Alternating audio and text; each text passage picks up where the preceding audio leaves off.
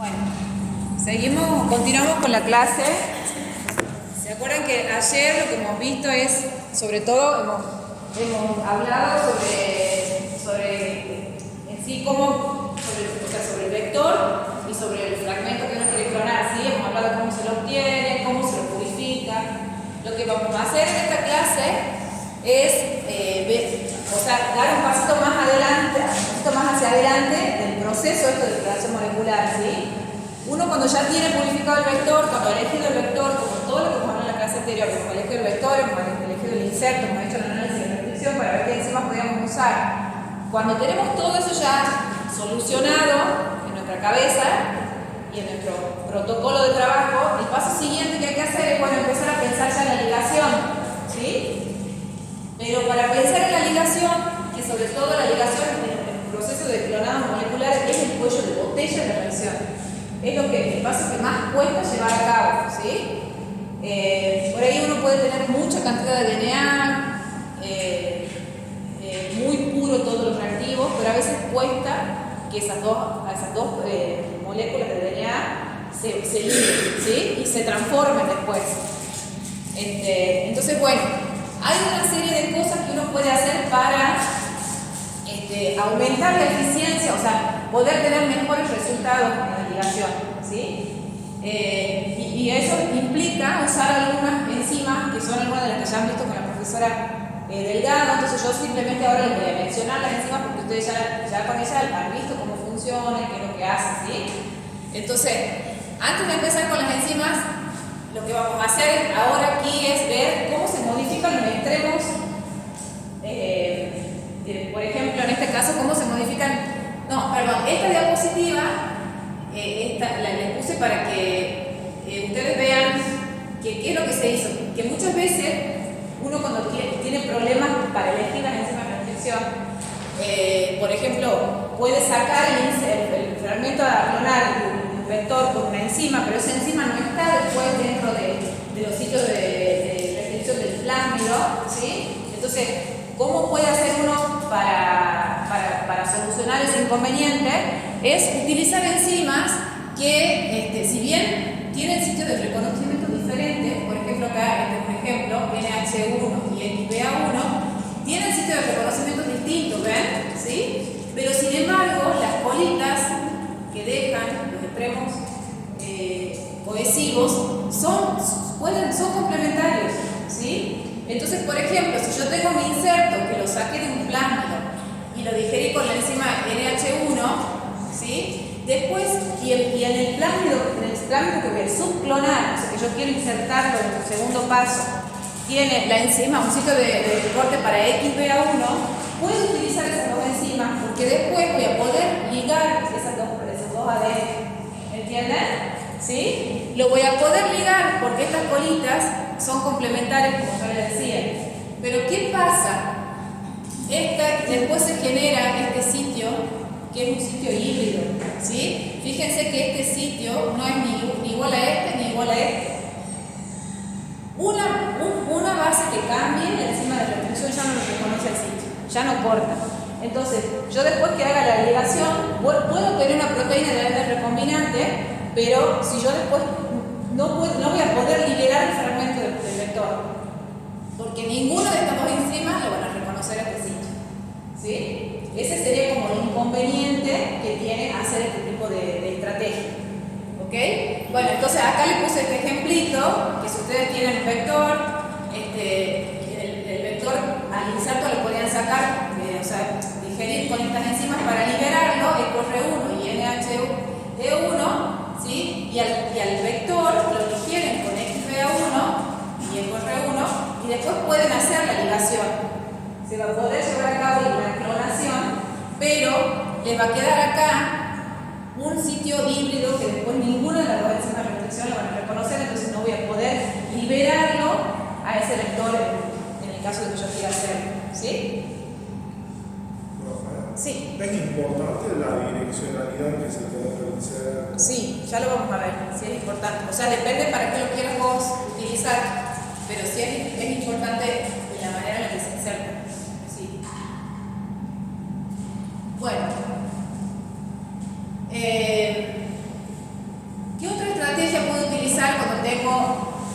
inconvenientes o cuando no tengo mucha disponibilidad para usar las enzimas de restricción.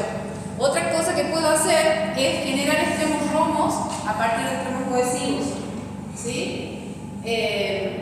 Acá les puse un ejemplo. Tenemos un vector, hemos liberado, el vector 1, o sea, del plásmido 1, por ejemplo, hemos liberado un fragmento de ADN que se lo ha digerido con las enzimas EcoR1 y GANH1. ¿Sí? Y en el plásmido, el vector 2, cuando uno quiere subclonar, no están esas enzimas. Entonces, ¿qué puedo hacer? Bueno, puedo tratar el inserto con la D4 DNA polimerasa, y esta enzima lo que hace es genera a partir de los extremos cohesivos, genera extremos romos. ¿Sí? Entonces el inserto pasa de tener extremos cohesivos a tener extremos romos porque lo hemos tratado con esta enzima, y ahí sí, si yo tengo, por ejemplo, en el plásmido que voy a subclonar, el sitio de clonado de la enzima EcoR5, ¿se acuerdan que en la clase pasada hemos hablado que la enzima EcoR5 generaba extremos romos? ¿Sí? Bueno, entonces yo puedo digerir el plásmido con esta enzima y ahora sí puedo llevar a cabo la ligación. ¿Sí?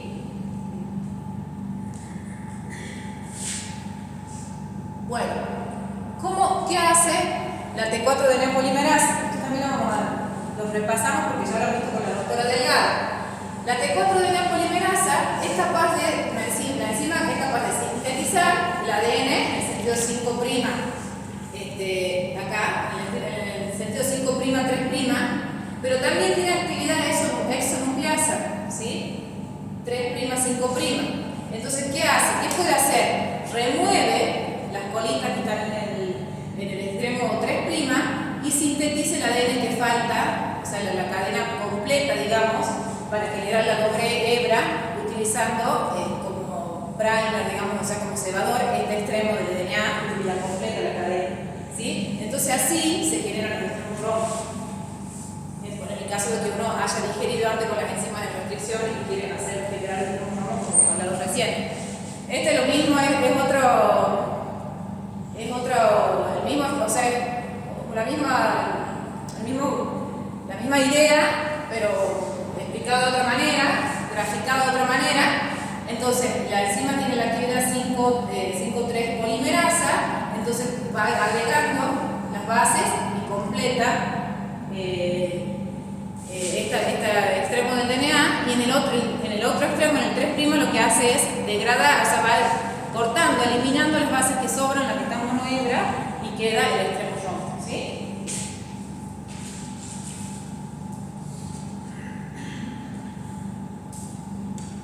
Bueno, entonces con eso ya vimos, digamos, con qué se puede hacer, cuáles son las estrategias en las que se pueden tratar, digamos, los extremos del DNA para favorecer o para llevar a cabo la ligación. ¿Sí? Ahora vamos directamente al paso de ligación. ¿Qué se utiliza para hacer la ligación? La T4 DNA ligasa. ¿Sí? Esta enzima, a diferencia de la del poli, es capaz de ligar extremos romos y extremos cohesivos. ¿Sí? Entonces, acá el esquema, como les dije, ya lo han visto esta enzima en clases anteriores, lo que hace es el ADN, o sea, las dos moléculas de ADN que se van a ligar, se encuentran, ¿sí? Entonces, por complementariedad de bases se forma, digamos, se unen las bases con los puentes hidrógenos. Y bueno, ¿y qué hace la ligasa? La ligasa utiliza TEPE y genera los enlaces fosfodiéster de las dos hebras para que el DNA, para restaurar, o sea, para obtener el DNA recombinante, ¿sí?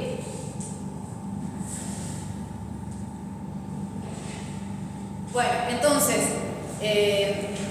una cosa importante cuando uno hace la mezcla, la reacción de ligación, ¿sí? Es, como yo le decía hace un rato, es como el cuello de botella de un clonado molecular, ¿sí? Es la reacción que por ahí menos eficiencia tiene cuando uno quiere clonar algo. Entonces, algo importante que hay que tener en cuenta cuando uno va a mezclar los reactivos en el tubito para hacer la ligación, es la relación que hay entre el inserto, entre el ADN que se quiere clonar y el vector que se está utilizando. ¿sí? ¿Y eso por qué se da? ¿Por qué se lo hace? Porque ustedes pónganse a pensar qué pasa dentro del tubito, uno está haciendo la ligación, y adentro del tubo hay moléculas de ADN, o sea, del vector, y hay moléculas del inserto, ¿sí? Entonces, las probabilidades, lo que uno tiene que hacer es aumentar las probabilidades de que se encuentre una molécula de vector con una molécula de inserto, ¿sí? Entonces, o sea, poniendo mayor cantidad de inserto que de vector, voy a lograr que el vector no se recircularice, no una sus dos extremos, y que haya más probabilidades de que se una primero con el inserto antes de recircularizarse el mismo. ¿Entienden? ¿Sí? Entonces, esta es una formulita, ¿sí?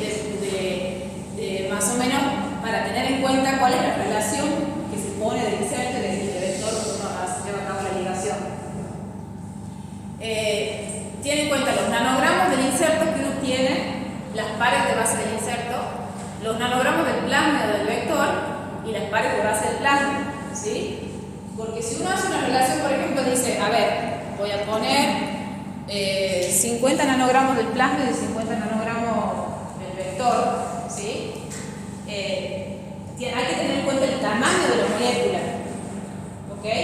Porque capaz que 50 nanogramos en el vector entra, más o menos, pónganse el plásmido del PETUC 200, ese que han visto en el práctico pasado, se ha utilizado el PBL 322, que tiene más o menos 4,8 pares de base, y se ha insertado el operoma de la microcina que tiene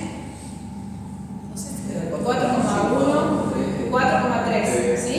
Más o menos esas dos moléculas que uno quiere ligar tienen más o menos el mismo tamaño, la misma cantidad de pares de base, ¿sí? Entonces, si yo digo, bueno, este no sería el caso, pero cuando, por ejemplo, una de las moléculas es mucho más grande que la otra, supóngase que en el caso que sea, no sé, el inserto, siempre hay que tener en cuenta el tamaño también, porque los nanogramos que uno pone es la cantidad, o sea, ahí hay que tener en cuenta la cantidad de moléculas que hay dentro del nanogramo, ¿sí? Por eso se hace esta división, ¿sí? Entonces, el valor que les dé acá, ¿sí? Tiene que ser menor, digamos, mayor de 3 y menor de 10, ¿sí? Siempre tiene que haber una relación de inserto vector, o sea, el inserto tiene que ser mayor, por lo que le dije en el principio, ¿sí? Bueno, la ligación en sí, ¿qué se hace? O sea, se mezcla un tubito, se pone la ADN ligasa y se pone el buffer. El buffer tiene AT porque es el cofactor de la reacción, de la enzima, y se lo puede incubar durante toda la noche a 4 grados, porque las bajas temperaturas lo que hacen es mantener los puentes de hidrógeno de la base. Entonces, cuando estamos a baja temperatura, esa complementariedad, esa unión de los puentes de hidrógeno son más estables. Entonces, se lo puede hacer durante toda la noche a 4 grados, ¿sí? O si uno está apurado, lo hace durante 4 horas a 16 grados, un poquito más de temperatura, ¿sí? La concentración de la ligasa, a ver, ¿tiene acceso ahí la vamos a ver en la próxima diapositiva.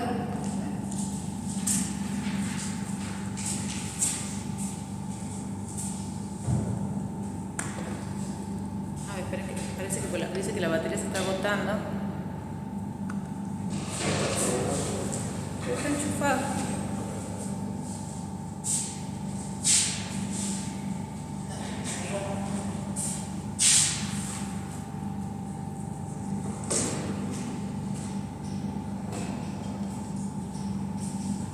Bueno, espero que aguantemos con la batería. ¿Qué? ¿Que esté desconectada de todo? No.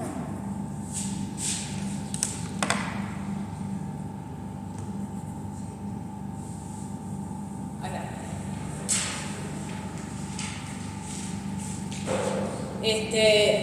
Esto es lo que yo les puse en el esquema, digamos, para lo que sería lo que se hace en el laboratorio, el protocolo, digamos, para hacer la ligación. pone el buffer de la ligasa, por lo general viene 10 por, entonces si uno tiene un volumen final de 10 microlitros, tiene que poner un microlitro, o sea que se hace una división en 10, ¿sí? Se pone el plásmido linealizado ya, digerido con las enzimas, el inserto también, digerido con las enzimas. ¿Y qué cantidad de inserto? Bueno, depende de, como habló recién, de los nanogramos que tengamos y de cuál es la relación de tamaño, ¿sí? Es la cantidad del inserto que se pone, pero siempre se pone segurísimo 3 veces más cantidad, o sea, el triple del inserto con respecto al vector, ¿sí? Son 30 nanogramos. La DNA ligasa, acá uno puede leer, digamos, de la compañía que lo vende y recomiendan usar 1 unidad por microlitro, ¿sí? Y bueno, y después se pone agua bidestilada estéril para llegar al volumen final de la reacción, ¿sí? Sí. En la relación de los nanogramos con los pares de base, decía que el inserto se no relacionaba con la. Capaz que me he confundido.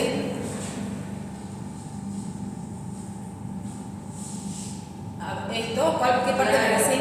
Claro, o sea, me entiendo cómo Sí. se relacionan los dos. O sea, lo que pasa que esto, o sea, no, está mal, tiene que ser. ¿Cómo sería? Nanogramos nanogramos del inserto sobre los nanogramos del plásmido. No, al revés. Sí, acá hay un error. Tienes razón. O no hay la relación del nanogramo para el base. No, capaz que cuando yo la copié copié al revés la fórmula. Bueno, lo que ustedes tienen que sacar de acá es que siempre hay que poner por lo menos 3 veces más de inserto, pero hay que tener en cuenta también lo que yo les decía, el tamaño del ADN, ¿sí? El tamaño que tiene, porque no es lo mismo, o sea, porque la ligación es una reacción intermolecular, o sea, entre moléculas, una molécula del ADN con una molécula del inserto, ¿sí? Entonces hay que tener en cuenta también cuántas moléculas se están poniendo en esos nanogramos que uno agrega. ¿Se entiende? Bueno, para la próxima clase me voy a fijar, a ver de donde lo saqué, si es que yo lo copié mal acá, y le aclaro esta parte, ¿sí? Eso voy a hacer, la próxima clase les aclaro. Bueno, entonces, después que uno hace la ligación, ¿sí? Como les decía, por lo general se lo hace durante toda la noche, se le pone en la puerta de la heladera, que más o menos, eso por lo menos lo que hacíamos cuando yo hacía mi tesis doctoral, hacíamos eso, pero también se puede usar alguna de los bloques que para termostatizados, digamos, ¿sí? Y uno puede setear la temperatura. Bueno, una vez que se hace la mezcla de ligación y se lleva a cabo la reacción, el paso siguiente es transformar, ¿sí? Y cuando uno transforma, las bacterias que reciben, o sea, las bacterias competentes que reciben el plásmido, pueden recibir, o sea, las transformantes pueden haber sido transformadas por 2 tipos de moléculas de plásmido.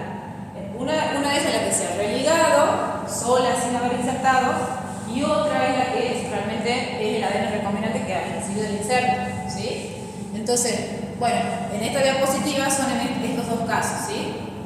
Pero cuando uno hace la ligación, puede suceder que haya otro tipo de combinaciones de moléculas que también se ligan, ¿sí?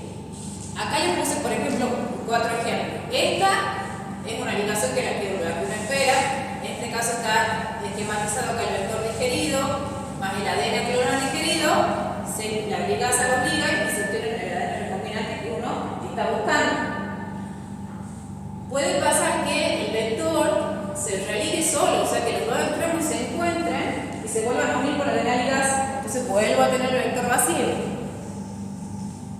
Puede pasar también que el vector se una por ejemplo, acá en este caso, en este ejemplo, entre dos moléculas formen tándem, ¿sí? Se vayan uniendo. Por ejemplo, acá, como les digo, hay dos moléculas del vector unidas, ¿sí? O que se formen tándem del inserto. También puede pasar que acá, en vez de haber entrado un fragmento del inserto, entran dos fragmentos del inserto, ¿sí? Bueno, estos son los posibles resultados, digamos, de la ligación, de lo que sucede adentro del tubito de la ligación. ¿Cómo puedo hacer yo para que este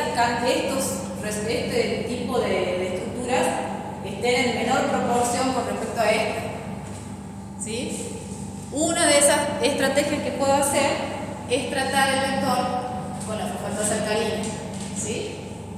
¿Se acuerdan de la fosfatasa alcalina? ¿Sí? Esta enzima lo que hace es sacar los fosfatos del electrón 5'. ¿Sí? Entonces, uno digiere el vector con la enzima de restricción, lo trata con la fosfatasa alcalina, el vector queda sin los fosfatos de los extremos 5'. ¿No es la computadora? ¿Ah? Es el cable.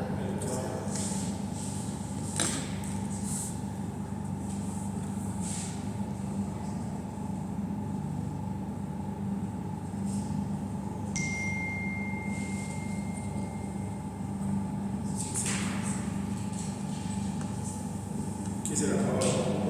Sí. Se quedó sin batería. ¿Dónde lo pongo? ¿Enchufe hacia otro lugar? Que no, pasa que manda los enchufes. ¿Y allá? ¿Está ahí? Sí, pero no me va a alcanzar, no voy a llegar con el cable del cañón hasta ahí.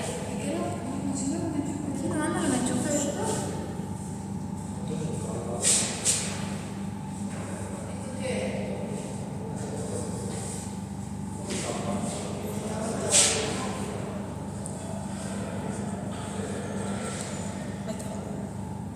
Ese primero como. Capaz que era eso. Pero ahí está conectado. ¿Cómo? Cargador de la compu. Sí. Ay, bueno. Ahora sí. Y volví a la evidencia.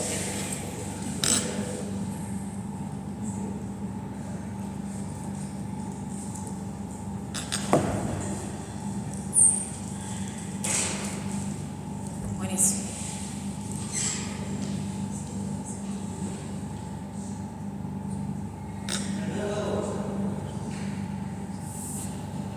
Bueno, entonces, volvemos. Estábamos hablando de la fosfatasa alcalina. ¿Este celular es de alguno de ustedes? Ah, el que está grabando, perdón.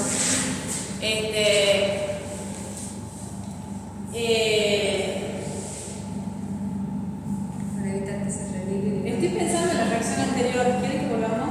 Lo de que me has preguntado vos. Está bien esto, ¿sabes por qué? Porque si esta relación te da 3 y esta relación te da 10, ¿sí? Está bien. Ahí hay 3 veces más cantidad de inserto que de plasma. Porque tiene que tener en cuenta el número de pares de base. Claro, ¿entendés que está bien la relación? ¿Entendés? Porque si vos dividís esto, y te tiene que dar 3 la relación, y dividís esto, si te da 10, y ahora 10 es más de 3 veces más grande que 3. ¿Entendés?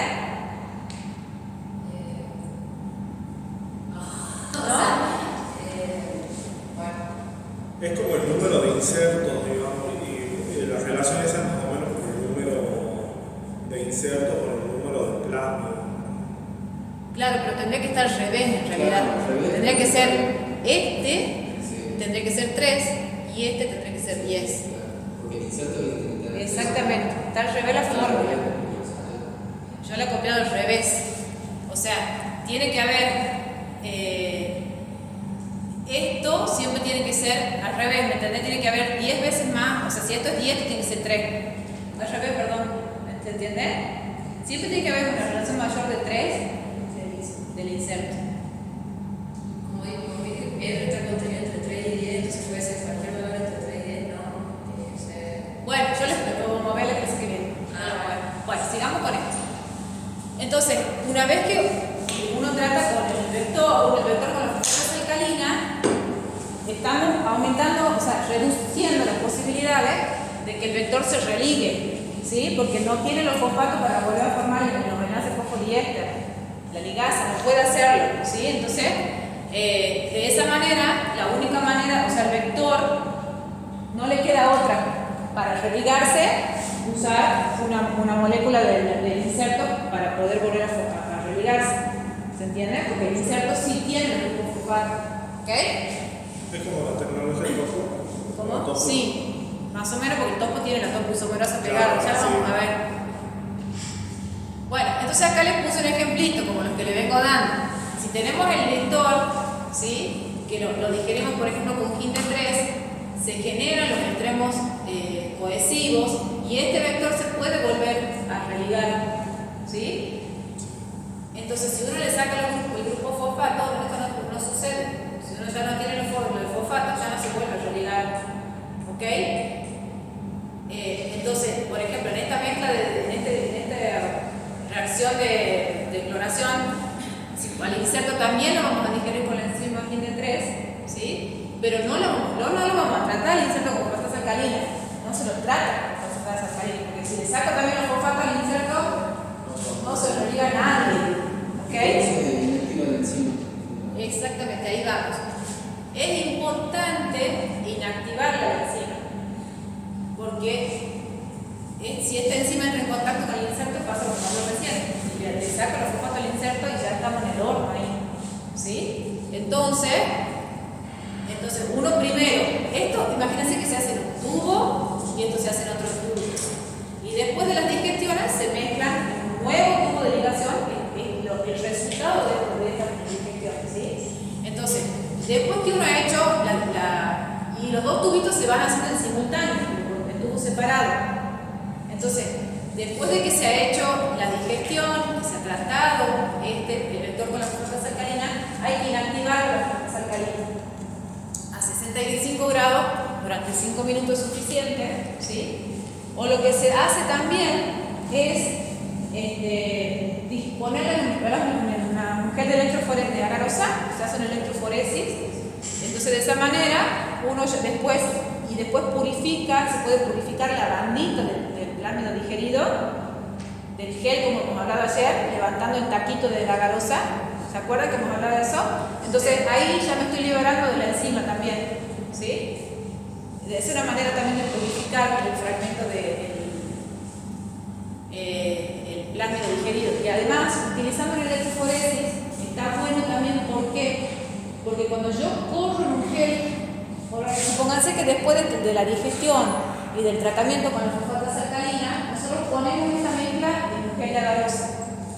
Cuando uno corre en un gel de agarosa, primero que le está separando de la fosfatasa alcalina, de la enzima, y además también lo que está haciendo es cortando, purificando el gel, le está separando de las moléculas del plámido que no se han logrado digerir, ¿sí? Porque acá, cuando uno usa enzimas, las enzimas muchas veces no trabajan, o sea, no es un 100% efectiva, no es que todas las moléculas del plámido que estaban dentro del tubo se van a digerir, no, quedan algunas moléculas sin digerir. Entonces, yo si corro mi mezcla de digestión en una electroforesis de agarosa, voy a poder separar esas dos moléculas. Porque se acuerdan ustedes, como en el práctico, cómo diagraman las diferentes formas del plámido. Entonces, esta después de haber sido digerida, ¿qué forma tiene? Lineal. Y el plámido que no se ha digerido, ¿cómo es?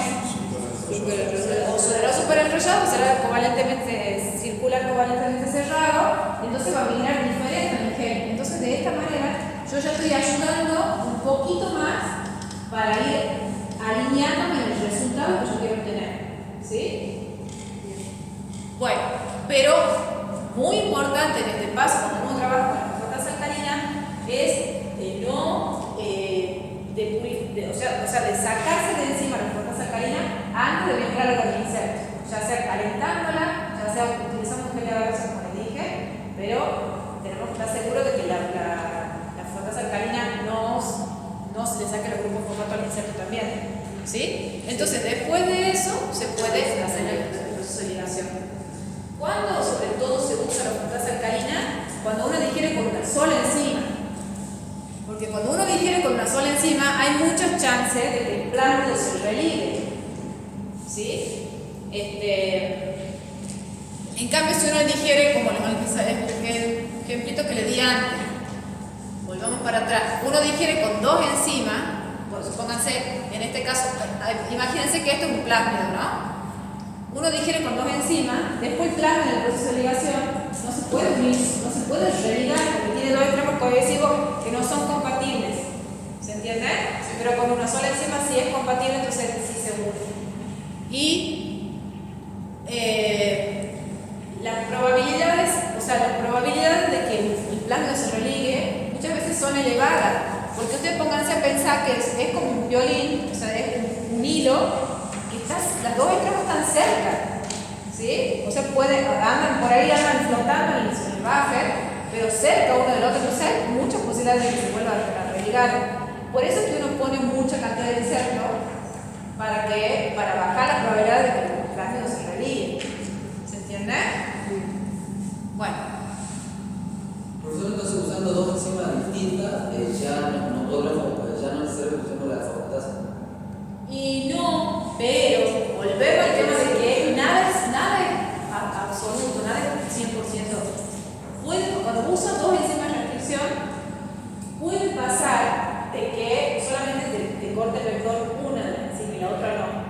Entonces, si vos lo tratás con frutasa alcalina, cuando haces la ligación, ese vector que se cortó por una enzima se vuelve a religar, vos vas a transformar y vas a obtener transformante de ese vector vacío.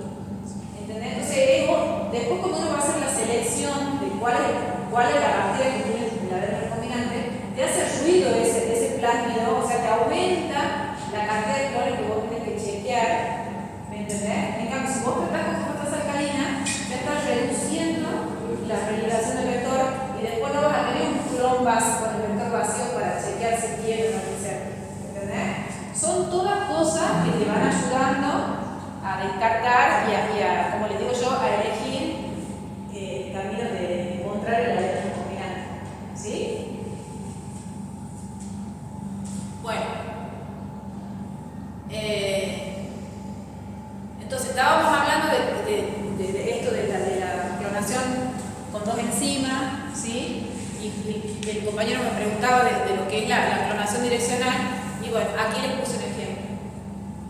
La clonación direccional, ¿cómo se logra? ¿Qué significa clonación direccional? O sea, utilizar enzimas de restricción para que el inserto se inserte, diciendo propiamente dicho, en una dirección específica del vector, ¿sí? ¿Eso cuándo es importante? Cuando uno utiliza, por ejemplo, plásmidos de expresión. ¿Se acuerdan que son los plásmidos de expresión? ¿Para qué se los usa? Y es para que se pueda expresar la proteína. Ajá. Yo los plásmidos de expresión, ¿qué tienen los plásmidos de expresión? Que yo les dije ayer, a diferencia de los clonados, tienen un promotor fuerte, inducible, ¿sí? Entonces, está de vuelta el ejemplo del PEVAR, ¿sí? Este plásmido, que está acá en verde, es el promotor. Y tiene corriente de abajo todo sitio de múltiple clonado, ¿sí? Acá en este sitio de múltiple clonado uno pone la región codificante del gen que uno quiere poner bajo la acción del promotor, ¿sí? Entonces, aquí es importante la dirección en que uno inserta el fragmento, ¿sí? Si lo pone al revés, no se expresa nada, ¿se entiende? ¿Sí? Entonces, aquí sí es muy importante la dirección. Entonces, es conveniente utilizar dos enzimas de restricción. ¿Se puede usar una? ¿Ustedes creen que se puede usar una? No, porque se puede de una forma, una dirección u otra, y si la dirección es correcta, digamos, no lo va a calcular. Ajá. Hay un 50% de probabilidad de que se inserte de la forma correcta y un 50% que no. Pero si lo hago, ¿qué tengo que hacer después? Si tengo una sola enzima y no tengo más plata para comprar dos, y bueno, lo clono con la sola enzima. ¿Y cómo hago para saber cuál se...? Y bueno, y ahí tengo, por ejemplo, ese tema ampicilina, entonces. No importa la dirección del fragmento, o sea, igual va a seguir siendo presente ampicilina en el plasma. Lo que yo tengo que hacer es después un trabajito bastante grande de buscar, ya vamos a ver cómo, cuál es, en qué dirección está, si se puede chequear después en qué dirección está el inserto, pero es otro paso más del clonado, ¿sí? Entonces, de esta manera, o sea, pensando y haciendo este tipo de estrategia, uno puede ir, como les digo, reduciendo, sacándose de encima todos los tipos de moléculas que no son el ADN recombinante, ¿sí? El ADN, o la estructura de las moléculas que uno está buscando. ¿Se entiende? Lo va filtrando, exactamente, va filtrando las cosas. Entonces, en este caso, cuando uno, por ejemplo, usa vectores de expresión o cuando usa los genes reporteros, ¿se acuerdan que ayer hemos estudiado que hemos hablado que había vectores que tienen genes reporteros? Sí. Uno por lo general lo que se hace es poner la secuencia promotora de un gen corriente arriba de estos genes reporteros. Entonces, es importante también la orientación del promotor ahí en ese caso, para que después, lleve a cabo la expresión del gen reportero. Entonces, también se hace este tipo de clonado direccional. ¿Cómo se logra el clonado direccional? Utilizando dos enzimas de restricción. Entonces, yo de esa manera me aseguro de que se inserta la dirección correcta, ¿sí? Igualmente, después hay que chequear eso, de que está en esa dirección, ¿sí? Acá hay que chequear todo, y por eso yo les decía en la clase anterior, la electroforesis es importantísimo, porque son como nuestros ojos adentro del tubito, ¿sí? Porque yo como sé que la enzima de restricción me ha elegido el plano, y bueno, con la electroforesis, ¿sí? Son como nuestros ojos adentro del tubo, la electroforesis, cuando uno hace un clonado. Bueno, entonces, ¿cuál es la ventaja de digerir con dos enzimas? Es que el vector después no se va a recircularizar en el proceso de ligación, ¿sí? Como les decía recién, la clonación direccional es especialmente importante en la construcción de vectores para la expresión, donde la orientación adecuada del ADN de interés es esencial para que se exprese el gen, ¿sí? Y lo que les decía recién, cuando se utilizan estos promotores que tienen los genes reporteros, estos plasmas que tienen los genes reporteros, también es importante la orientación, pero está clonando esa zona regulatoria o ese promotor que uno está estudiando, ¿sí? Profesora, para saber más o menos en qué dirección está, ¿no podría poner flanqueando al inserto dos promotores si no se expresa de un lado se expresa del otro? Sí, pero imagínate, es difícil clonar, como yo les decía, imagínate hacer doble ligación, es más complicado. No, que el vector tenga dos promotores. Sí, creo que he visto vectores con promotores. Sí. El PGN7Z, por ejemplo, el plasma del PGN7Z es un ejemplo que tiene dos promotores, hay varios plasmas que tienen dos promotores. Lo deben haber visto con la profesora, que tienen un extremo el polilinker, el promotor T7, y del otro extremo el SP6. ¿Se acuerdan? No se puede ver, pero sí había uno que tenía. Ahora yo tengo un mapita del PGN7Z y del PGN y la voy a mostrar. Tiene los dos promotores. Y según qué promotor querés usar vos, o según la relación que se acomoda, que se ubica. Claro, asegurarme que se exprese, eso porque Sí. como te decía, puede que se inserte, pero no en la orientación Sí. para que se exprese. Sí, hay plasmidas, como decís vos. Ahora te lo muestro. Bueno, entonces este es el clonado direccional. Otro tipo de clonación que se puede hacer es la clonación con el plasma topo, con la tecnología topo, que lo que preguntaba el compañero. ¿Sí? Esto ya lo he visto en la clase pasada, ¿verdad? Pero les menciono acá para que tengan en cuenta que también es una herramienta bastante única cuando uno clona por base de clonado de clonación de ADN. ¿Sí? Esto es una tecnología ¿en qué se basa, digamos? Uno compra el kit, que es lo que yo acá en esta cajita les muestro. Compra el kit, por ejemplo, este lo vende Nitrogen, ¿sí? Que es una empresa biotecnológica. Entonces, uno compra el kit. Y este kit, esta cajita, trae todo lo que uno necesita para obtener, hasta le diría la célula transformada, porque vienen dos cajas. Esta es la caja 1 y después viene una caja 2 que ya viene con las células competentes. Entonces uno directamente saca del tubito una alícuota y la transforma a la célula, ¿sí? Pero en esta caja que yo le puse acá, ¿qué trae? Trae el plásmido, ¿sí? Trae el buffer para hacer la reacción de PCR, trae los DNTP, trae los primers que me sirven para chequear si tengo el inserto o no, ¿sí? Y trae, bueno, el vector linealizado y ya está, ustedes, todo lo trae. Lo único que uno tiene que poner en su laboratorio es el termociclador, ¿sí? Y la TAC polimerasa. Bueno, entonces, recordemos un poquito de esta tecnología. Trae el plásmido viene linealizado, ¿sí? ¿Qué tiene el plásmido? Tiene en el extremo 3' de esta cadenita tiene unido covalentemente la topoisomerasa, ¿sí? Y lo tiene unido en un residuo T. O sea, el plásmido tiene en los dos extremos una colita T, de una sola T, ¿sí? Y unido a esa T la topoisomerasa.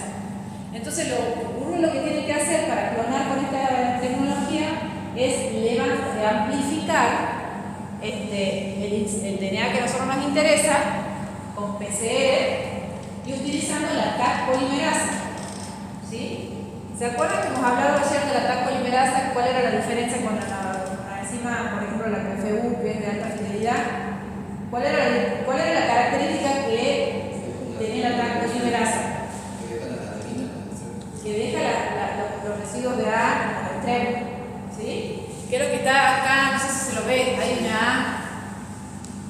adenosina, una desoxiadenosina de acá y otra de acá, ¿sí? Entonces, esa colita chiquitita que deja la TAC polimerasa es complementaria con esta T que tiene acá el plásmido, ¿sí?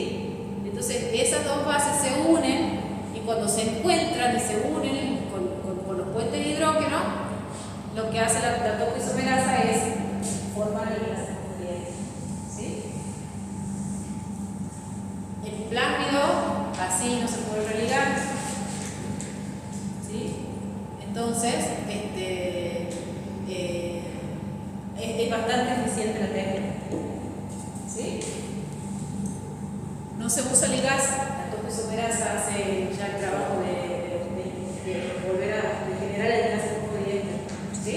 Entonces no usamos ligasa, no usamos enzima de restricción. Miren todos los pasos que uno se va a volver.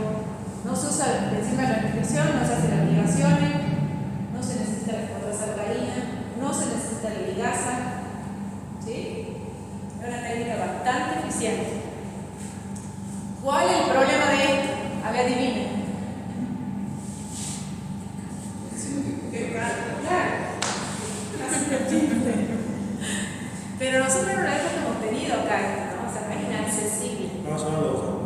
¿Ah? No lo usamos. Ya no lo usamos. Lo hemos tenido hace varios años atrás. Ahora debe ser inaccesible. Ahora debe ser inaccesible, sí. No sé cuántos dólares saldrá. Entonces, ¿qué decía acá? La reacción se lleva a cabo en 5 minutos a temperatura ambiente, ¿sí?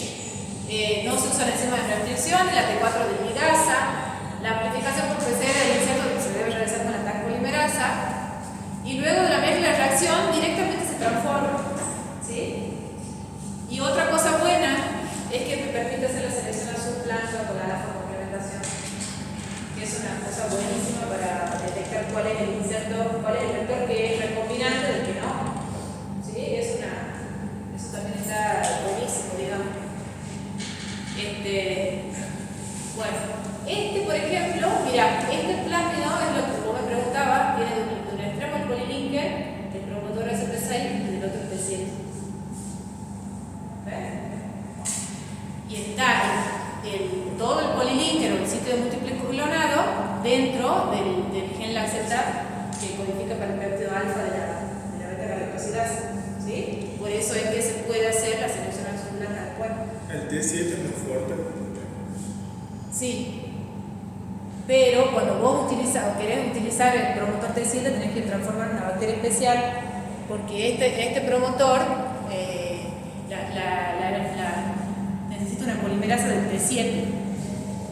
O sea, la polimerasa de coli no lo reconoce, entonces tiene una cepa especial que tiene que sintetizar la polimerasa del T7. ¿Sí?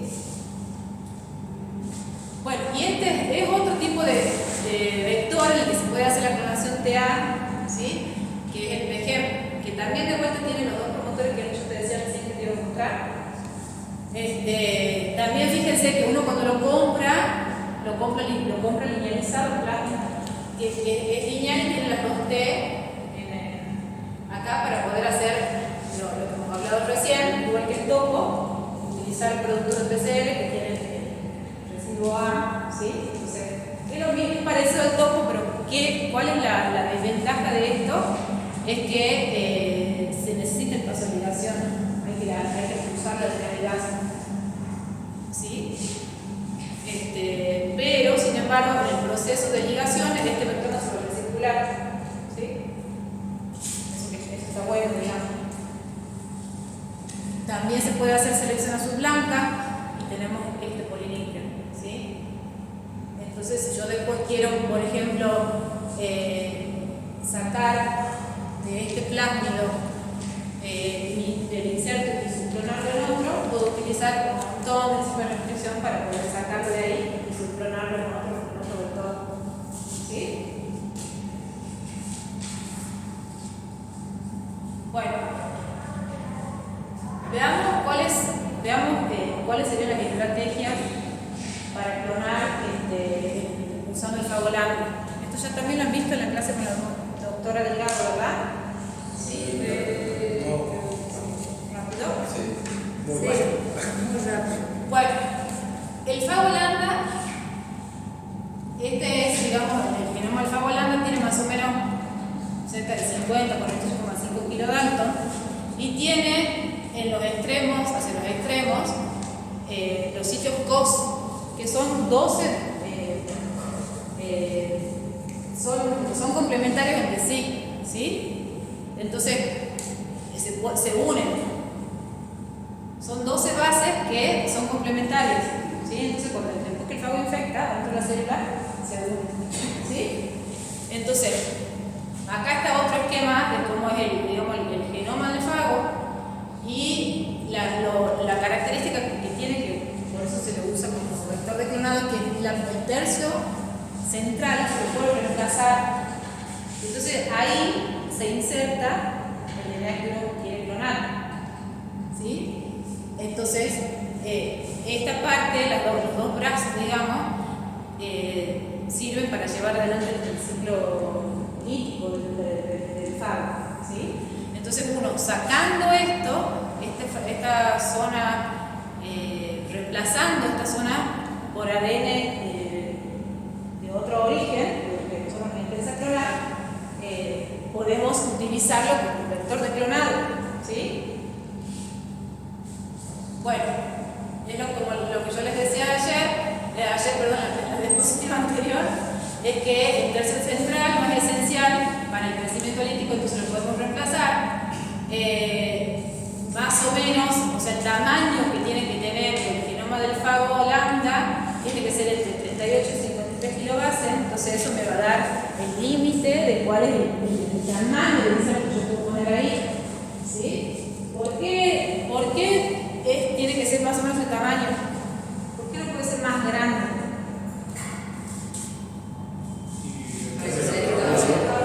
Exacto, porque después de eso se empaqueta en la cabeza de la cápsula, entonces no puede tener un tamaño mucho más grande, ¿sí?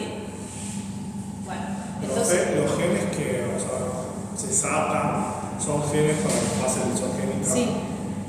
La ATP sí. Bueno, hay dos tipos de vectores lambda. Los vectores de sustitución, que es lo que hemos hablado recién, que se sustituye este fragmento, y los vectores lambda de inserción, que que se inserta directamente ahí, ¿sí? ¿Cuál es la diferencia entre los dos? Es que, bueno, obviamente el de sustitución se pueden hacer fragmentos más grandes que el de inserción, ¿sí? Más o menos entre 9 y 25 kilodalton el reemplazo de sustitución, y entre 5 y 11 kilodalton los vectores lambda de inserción, ¿sí? Bueno, acá un esquemita de se hace.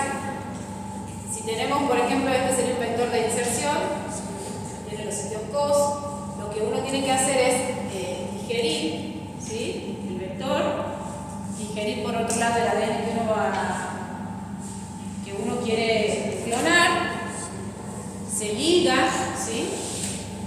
Entonces se obtiene esta molécula recombinante. Y después se van uniendo, estas moléculas se van uniendo con los extremos cos y se forman los concateneos, ¿sí? Y después, cuando se empaqueta el fago, la cápside va cortando, o sea, entra en la cápside, entra lo que hay adentro, lo que hay entre los dos extremos cos, ¿me entienden? ¿Sí? Entonces, ingresa el ADN y se termina, después se une a la cola y se forma el fago maduro. Es ¿Sí? como que el COS tiene un sitio de reconocimiento para que vaya ingresando a la cabeza. Sí. ¿Eso no lo han visto en clase? ¿No? ¿No han visto todavía vectores? Sí. No, sí, No, lo que pasa es que la profe, como estaba corto el tiempo, Comprimir más adelante. Bueno, tocamos nosotros. sí. Bueno, ¿cómo se puede hacer para lo que uno hace cuando uno lo utiliza como vector de clonado, el fago? Lo que tiene que hacer es empaquetar empaquetarlo in vitro el fago, ¿sí? Entonces, uno ya tiene la molécula recombinante, ¿sí? O sea, ha digerido el vector con las enzimas, pueden haberlas, o sea, hacen todos los pasos del clonado en sí, o sea, para obtener, lo ligan, para obtener la molécula recombinante, ¿sí? Y después lo que tienen que hacer es mezclarlo con todos los componentes del fago para que se forme una partícula de fago que sea capaz de infectar después la bacteria, ¿sí? Entonces, ¿cómo se hace eso? Bueno, se utilizan lisados de bacterias que tienen de manera lisogénica, digamos, fago. Por ejemplo, esta coli lo que hace es capaz de sintetizar todos los componentes del fago, pero le falta una proteína, que es la proteína E. Entonces no se termina de formar el fago porque no puede terminar de formar la cápside, ¿sí? Y esta otra cepa, ¿sí?, tiene todos los componentes para el fago, pero le falta la proteína D, que es la que termina de introducir el ADN dentro de la cabeza. Entonces, por separado no pueden generar un fago maduro, pero si yo mezclo esos dos lisados, tengo todos los componentes juntos, ¿sí? Entonces, de esa manera puedo tener fago maduro. Entonces, tengo que mezclar estos dos con el ADN recombinante y así tengo un fago maduro, ¿sí? ¿Para qué O se sea, son hace tres ese reacciones tipo por separado. ¿Cómo? Son tres reacciones por separado. Sí. Y después todo eso se junta en un solo tubo. Y acá es más o menos lo que les estaba explicando, ¿sí? Entonces, se purifica el ADN del fago, se lo corta con las enzimas de restricción,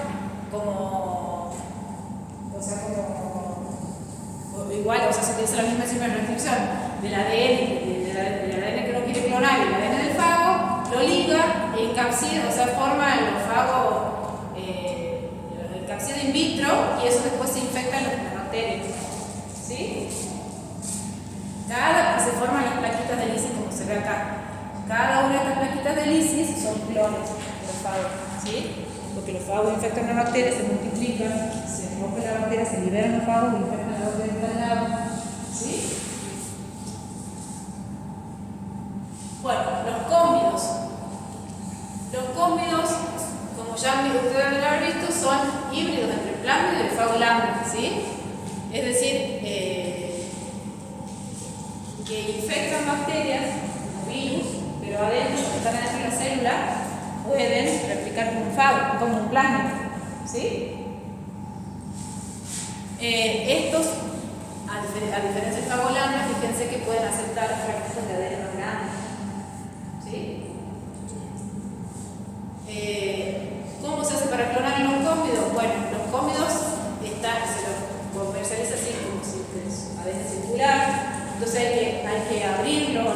poco para que después se formen concatenos del fago, ¿sí? Porque acuérdense que el fago va metiendo dentro de la cabeza, porque cada sitio coso, que está formado, concatenos, la unión, ¿sí? Entonces por eso se lo linealiza. Después se utiliza otra enzima para cortar. Aquí uno va a insertar el fragmento de interés, se liga, ¿sí? Y se empaqueta in vitro igual que como habló recién, que utiliza Favolano, ¿sí? Se lo empaqueta, se infectan las bacterias y una vez que el fago, el hipómido entra, ya se comporta como plasma, ¿sí? Tiene resistencia antibiótica, entonces uno selecciona por resistencia antibiótica, ¿sí? Entonces se comporta exactamente como plasma, ¿ok?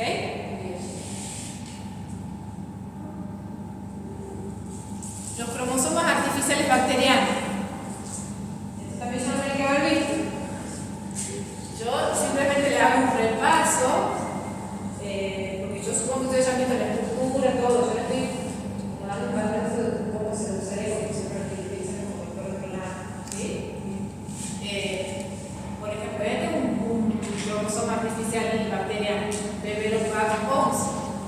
Tiene acá el gen laxeta alfa, ¿sí? Tiene el polilinker, fíjense que tiene el fago T7, el promotor T7 y el SP6, ¿sí? Entonces uno acá puede insertar el fragmento que uno desee. Todo esto, el fago lambda, los cómidos, los cromosomas bacterianos, la levadura que vamos a ver recién. Fíjense ustedes, yo les estoy hablando de 10 kilodaltons, 25 kilodaltons, esto no sé, creo que esto es un poco más, entre 100 y 300 kilodaltons, es un fragmento enorme de DNA. Por eso muchas veces se utiliza para hacer las librerías, y no en el caso de cDNA, ya lo que más adelante que son. En las librerías se trabaja con fragmentos bien grandes de ADN, entonces para eso se utiliza este tipo de vector. ¿Sí? Cuando uno quiere clonar un gen o algo más chicos, usan los plásmidos y se trabaja con bacterias, porque son muy fáciles de utilizar en el laboratorio. ¿Sí? Bueno, entonces este tiene el sitio tiene una resistencia a antibióticos, que en este caso cloranfenicol, el sitio de múltiple clonado, el gen laxeta por el péptido alfa. Y entonces lo que se lo trabaja con plásmidos, pero cuando se transforma,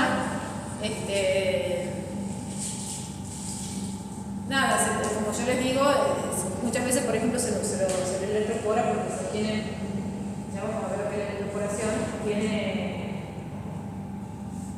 son fragmentos muy grandes, ¿sí? Y este es el cromosoma artificial, y estos son los pasos que se siguen para hacer la construcción de utilizar este tipo de vectores, que es muy parecido a lo anterior. Se digiere, ¿sí? Se corta con las enzimas de restricción, en este caso es GIND3, se puede desfosforilar los extremos como si fuera un plásmido, se digiere el inserto con la misma enzima, se liga y se transforma, digamos, y después se puede, como el otro recién tiene seleccionación blanca, se puede elegir seleccionar la bacteria blanca, ¿sí? Y después tenemos los cromosomas artificiales de levadura, que se conoce como JAKs también.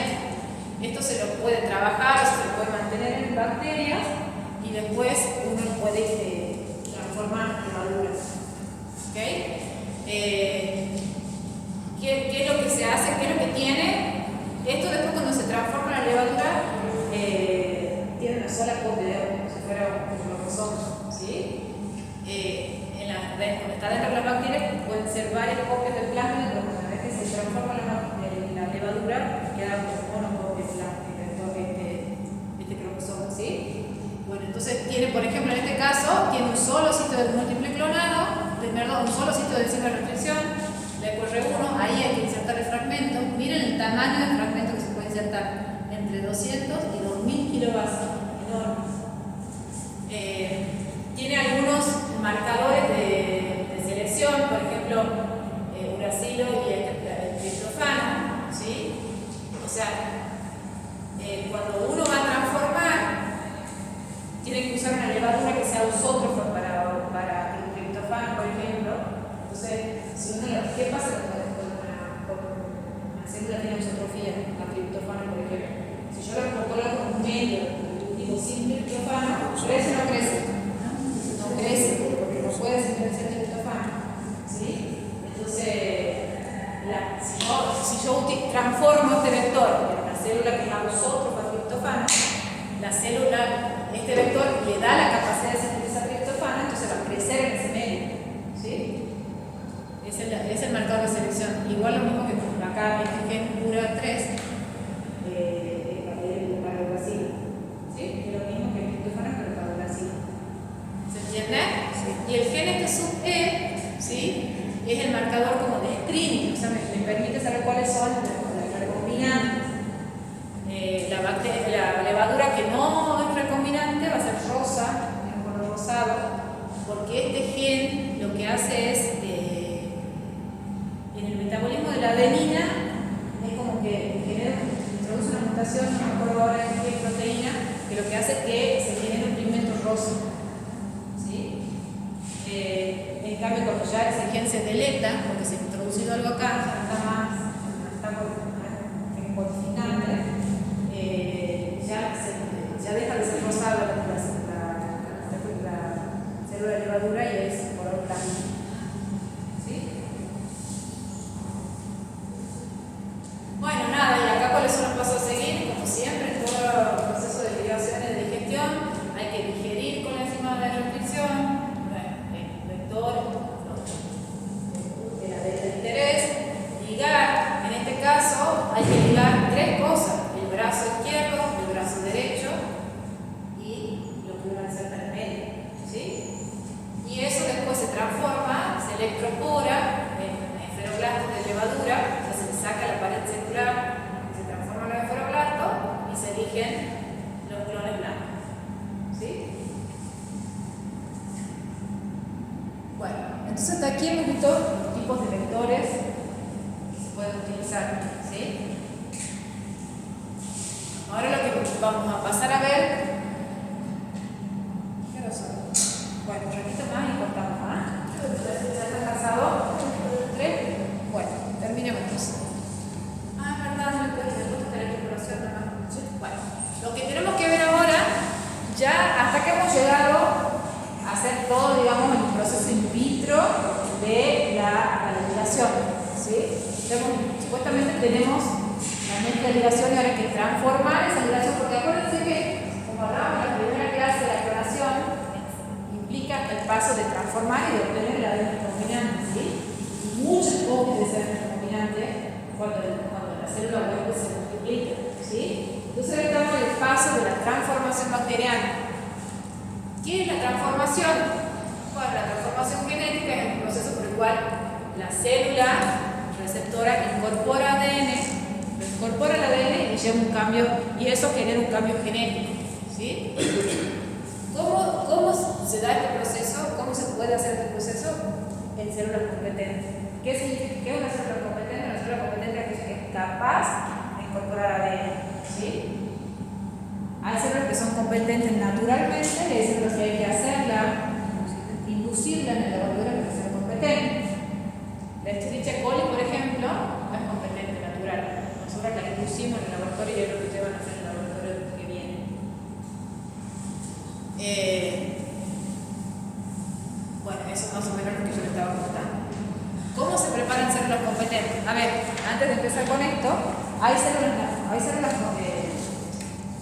bacterias que son competentes naturales, por ejemplo, el Streptococcus pneumoniae es competente natural, ¿sí?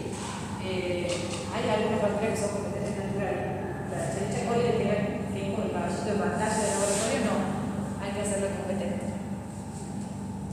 ¿Cómo se hacen células competentes en el laboratorio?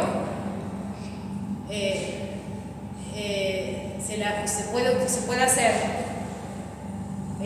con métodos químicos, en este caso tomando el cloruro de calcio, o también con métodos físicos, digamos, por ejemplo, mediante la electroporación.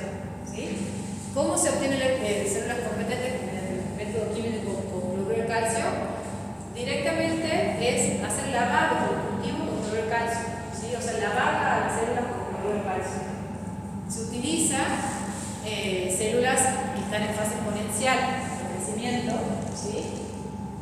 ¿Se acuerdan de la teoría de crecimiento? En la fase exponencial, que es como están metabólicamente activas, ¿sí? Cosas que cuando ellos reciben el ADN, sean capaces, tengan toda la maquinaria necesaria para replicar ese ADN, para llevar a cabo la síntesis de los genes que dan la resistencia al antibiótico. Entonces, uno tiene que hacer crecer la célula a fase exponencial y de ahí lavarla con cloruro de calcio.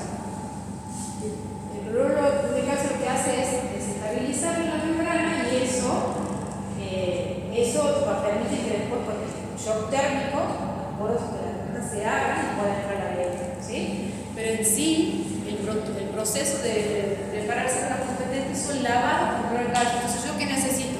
Un tubito de centrífuga para poner ahí un cultivo, centrifugar y obtener abajo el peles de células que es lo que me interesa, y después se agrega con solución de cloruro de calcio, que tiene que estar frío, es importante por eso se hace en frío. Se tira el célula antes, se vuelve a lavar con cloruro de calcio y ya tengo células para ser transformadas. Es un proceso facilísimo, ¿sí? ¿Y qué es la transformación bacteriana? Como hemos dicho recién, es la incorporación de ADN exógeno y que va a llevar a cabo un cambio genético. Aquí es lo que les decía recién, genera las células competentes con el cloruro de calcio y le hago un shock térmico, o puedo utilizar métodos físicos, o sea, transformar por electrocuración en un impulso eléctrico, y para eso tengo que hacer células electrocompetentes. O sea, pero en realidad, esas células lo único que tienen, esas células electrocompetentes, son lavados de glicerol. En realidad, ¿para qué se hace eso? Para sacarle todas las sales que pueden haber tenido en el medio cultivo. Esto es uso eléctrico, ¿sí? Si hay sales en el medio, imagínense ustedes, no es algo, se tiene lo que se llama algo, o sea, hace como un chispazo porque tiene mucha sal, ¿sí? Entonces, las electrocompetentes en sí son células que se hace lavar muchas veces con agua o glicerol al 10% para eliminar todo el efecto de medio del cultivo, ¿sí? Entonces, esto es un esquemita de lo que sucede en la transformación. Una bacteria competente se la mezcla con el plásmido y en el proceso de transformación, que es el shock térmico, el plásmido ingresa a la célula y esta bacteria luego puede replicarse y obtener millones de copias del plásmido, ¿sí? ¿Cómo se ha descubierto la transformación? ¿Cómo se ha descubierto que las bacterias se podían transformar? Este investigador y sus colaboradores fueron los que descubrieron eso en el año 1928. Ellos estaban trabajando con Streptococcus pneumoniae, viendo cómo se infectaban los ratones. Y ellos tenían dos tipos de células de Streptococcus pneumoniae. Una que ellos le llamaban lisa, que tenía un aspecto de la colonia era lisa, y que cuando le inyectaban a los ratones morían. Y después tenían una cepa que ellos le llamaban cepa R, porque era jugosa la colonia, que no les hacía nada a los ratones, no eran patógenos. Y la diferencia que había entre estas dos cepas era sobre la cubierta que tenían la bacteria, ¿sí? Los polisacáridos. Y ellos se daban cuenta, a la célula S la calentaban y el ratón seguía vivo, ¿sí? Y lo que se han dado cuenta es que si ellos mezclaban las dos bacterias, o sea, la mezclaban con la cepa R que había sido, con la cepa S que había sido, le habían muerto, o sea, a la cepa S, que era la que infectaba, la que mataba, la calentaban con calor y no le hacía nada al ratón. Pero si a esas muertas, esas células muertas de la cepa S, la mezclaban con la cepa R, ¿sí? El ratón igual moría, a pesar de que la cepa R solita no lo mataba, cuando la mezclaban con estas muertas por calor, con las dos juntas los mataban. Entonces se han dado cuenta de que había algo, las cepas S muertas, algo le pasaban, le transferían la cepa R para que se conviertan en virulentas, ¿sí? Pasaban de ser avirulentas a ser virulentas después que se las mezclaron con las células S muertas. Entonces ahí se han dado cuenta de que había un factor, había algo que podía transformar una célula y convertirla en este caso en virulenta. Después que han pasado los años, miren cuántos años, cuántos son, alguien que sea rápido para la matemática, hasta 1944, este grupo de investigadores lo que hicieron fue aislar diferentes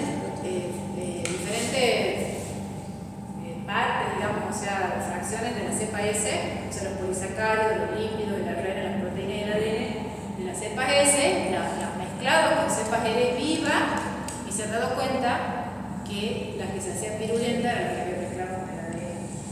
Entonces ahí se descubre que se podía transformar la célula y que era el ADN que llevaba a cabo eso. ¿Sí? Que había una las células podían aceptar ADN solo. Esto es la diapositiva que les puse para que ustedes vean el shock térmico como un esquema de shock térmico. El shock térmico es todo esto, es pasar de 0 grados a 42 rápidamente y después de vuelta a 42. ¿Sí? Entonces, a 0 grados, uno tiene la célula competente, lo mezcla con el plásmido, entran en contacto el plásmido con la membrana de la bacteria y cuando uno lo pone a 42 grados durante 90 segundos, se forman los poros, el plásmido entra. ¿Sí? Y una vez que entró, el plásmido se replica, se expresan las proteínas que le dan resistencia y la bacteria es resistente al tratar de selección. En este caso, de ejemplito, sería resistente a la penicilina. Entonces, si uno coloca esta bacteria transformada en una placa con penicilina, va a crecer. La bacteria que no está transformada no va a crecer. ¿Sí? Esto es lo que se ilustra acá. Dentro del tubo así como yo les decía, cuando uno mezcla ADN, como hicimos en la expresión, no todas las moléculas de ADN del tubo se logran ingerir. En este caso, la transformación pasa lo mismo. No todas las células competentes del tubo logran aceptar el ADN. Entonces, yo lo que quiero hacer, tengo que hacer después es seleccionar, porque a mí me interesa la transformada, buscar una manera de hacer que mueran o de separar las que no se han transformado de las así. ¿Se entiende? Entonces, ese es el paso de selección que sigue después de la transformación. Entonces, nada, eso lo vamos a ver en la próxima clase, ya el paso de selección. ¿Sí? Bueno, y esta es la penúltima diapositiva. Como les decía, recién hemos visto el shock térmico, ¿sí? También se puede ver el shock eléctrico, como hablamos recién, que es la electroporación. La electroporación, a diferencia del shock térmico, es más eficiente, porque es más cantidad de células transformadas con el shock térmico. ¿Sí? También, lo que se hace es, igual que en el shock térmico, se mezcla el plástido o la mezcla de relación que la mente no tenga, por bacterias competentes. En este caso, para el shock eléctrico son electrocompetentes, como dije recién. Y para el shock térmico se hace el proceso del shock térmico. 30 minutos en hielo, bueno, aquí es 1 minuto 42, pero en realidad es 40 segundos. Un minuto en hielo de vuelta, y de ahí se la agrega el LB, luego cosas distintas, ya con la práctica lo van a ver perfectamente. En cambio, cuando uno hace el shock eléctrico, es después que se ha mezclado las células competentes con el DNA, se lo colocan en estas cubetas para el electroporador.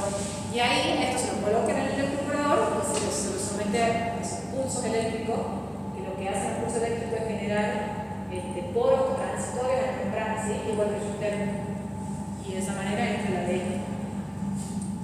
Después de que se hace el shock eléctrico, el shock térmico, hay que agregar el medio de cultivo líquido sin el antibiótico, sin el marcador de selección, porque en ese paso lo que yo hago es hacer que las células empiecen a crecer, se multipliquen, y todavía no le estoy poniendo el marcador de selección porque hasta que no se replique el plasma, no se exprese la proteína que le da resistencia al antibiótico, la bacteria puede morir. Entonces le tengo que dar unos cuantos ciclos de vida para que la bacteria pueda sintetizar las moléculas de las proteínas que le dan resistencia al antibiótico, y recién la voy a someter voy a poner todas esas células dentro de una placa que tiene ampicilina, por ejemplo, o el antibiótico que sea, para que crezcan solamente las que tienen el plásmido adentro. ¿Se entiende?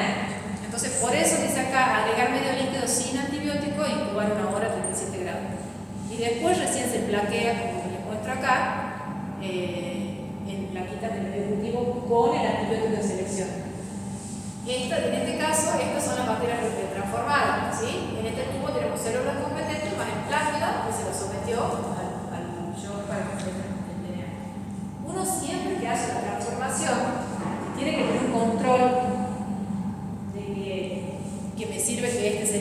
tener un archivo de células, que se llama monedero retráctico, que me sirve para saber de que realmente el plástico tiene que dar esa capacidad de crecer en la célula de ¿sí?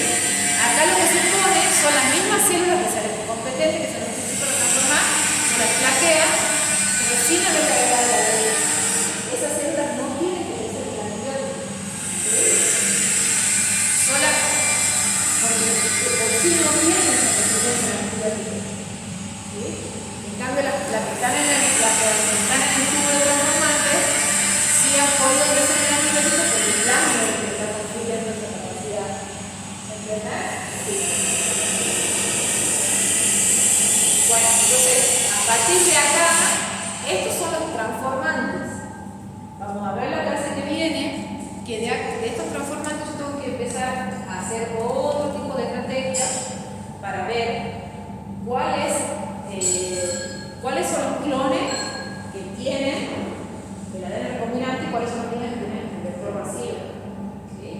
Y después que yo digo, bueno, estos clones tienen el ADN recombinante, tengo que decir, o sea, tengo que puedo estudiar también, tengo que empezar a estudiar el inserto se ubica en la dirección correcta, ¿me entienden? O sea, todavía sigue, hay otras cosas que uno tiene que ir chequeando para decir, bueno, llegué al ADN recombinante que yo quiero. ¿Sí? Bueno, y por último, esta es la electroporación, ¿sí? Lo que hemos hablado recién, esto es un electroporador, por ejemplo. Lo que hace es que genera pulsos eléctricos, estas son las cubetas, se pone con la pipeta ahí adentro, ahí se pone la mezcla de la célula con el ADN. Y acá está la esquemita, ¿ves? Estas cositas son de metal, son los electrodos, ¿sí? Y estos electrodos entran en contacto con la máquina, con el electroporador, digamos, que es el que genera el pulso eléctrico y hace que la membrana se le forme polvo para que se la dé. ¿Sí? Bueno, eso es todo por hoy. ¿Alguna pregunta, chicos? No. Bueno.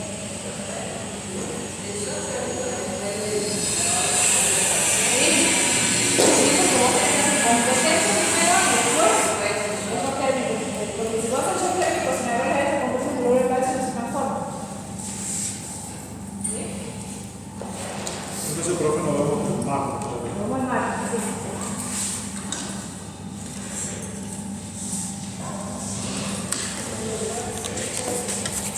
Hasta la semana que viene, profe.